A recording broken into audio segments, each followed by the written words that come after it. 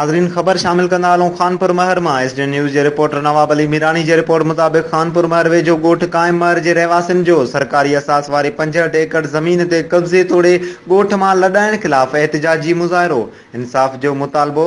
खानपुर महल ॻोठ काइम महर जे ॻोठाणनि खादिम हुसैन महर, अब्दुर्रहमान महर, मोहम्मद हयात महर, पीर बख्श, ग़ुलाम कादिर महर ऐं ॿियनि जी अॻवानी में एहतिजाजी मुज़ाहिरो करे नारेबाज़ी कई। उन मौक़े ते एहतिजाज कंदड़नि मीडिया सां ॻाल्हाईंदे चयो त छा मसलो आहे तव्हांजो? हीअ जेको ज़मीन ते कब्ज़ो हले पई, ट्रैक्टर हले पई, कंहिंजा ट्रैक्टर आहिनि ऐं हीअ कंहिंजी ज़मीन आहे? केरु कब्ज़ो करे रहियो आहे ज़मीननि ते? जेको आहे सरापा एहतिजाज आहे केतिरनि महीननि खां वॾो टाइम थियो आहे। असां एहतिजाज करे रहिया आहियूं, रोडनि ते निकिता आहियूं, सरदार साहब वटि बि विया आहियूं, मोहम्मद बे खान वटि, काफ़ी जॻहियुनि ते DC साहब वटि विया आहियूं, मुख़्तियार कार हिन ॻोठ जी विज़िट करणु आयो, उहो हिकु तरफ़ी रिपोर्ट ठाहे वापसि हले वियो। हिते ॻोठाणो मुख़्तियार कार आयो, जवाबदार धुरुनि खे पंहिंजी गाॾी में पैसा ॾेई खणी आया मीरपुर माथिले खे। उहो हितां रिपोर्ट ठाहे हले वियो त बाबा हे ॻोठ में रोड वञे थो, रोड जंहिं ॻोठ में आहे उहो ॻोठ गवर्नमेंट जो रोड आहे। उहे सम्झो खाता ज़मीन लीलाम उहो गवर्नमेंट करे सघे थी पई। रोड गवर्नमेंट जा ॻोठनि में जो न हूंदा त बाक़ी किथां हूंदा? गवर्नमेंट माना ॻोठ में रोड न ॾे, उहो हिकु तरफ़ी रिपोर्ट ठाहे हलियो वियो।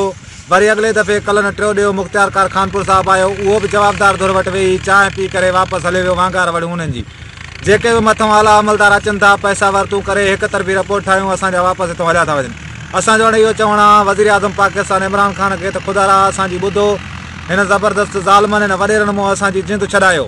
जेके असांजे ॻोठ जी आसास वारी ज़मीन ते कब्ज़ो कयूं ज़बरदस्ती वेठा आहिनि। हे ज़मीन साईं जेकी 9 एकड़ ज़मीन आहे, हे घोटकी वासी सैयद आहे साईं यासीन शाह, उहो चए पियो त बाबा हे ज़मीन मुंहिंजी क़बूली नंबर आहे, मूंखे वेकिरो थी आहे। सही हाणे ॻोठ में असां ॻोठाणनि जो हिते घर आहिनि, हे हिते असांजा वेठल 5-8 घर आहिनि, गाज़ी आबास लॻो पियो आहे, अलम पाक ते लॻल आहे। हाणे उहो चए पियो त हितां तव्हां लॾे वञो, हे मुंहिंजो क़बूली नंबर आहे, बाबा मूंखे वेकिरो थी ज़मीन मिली आहे।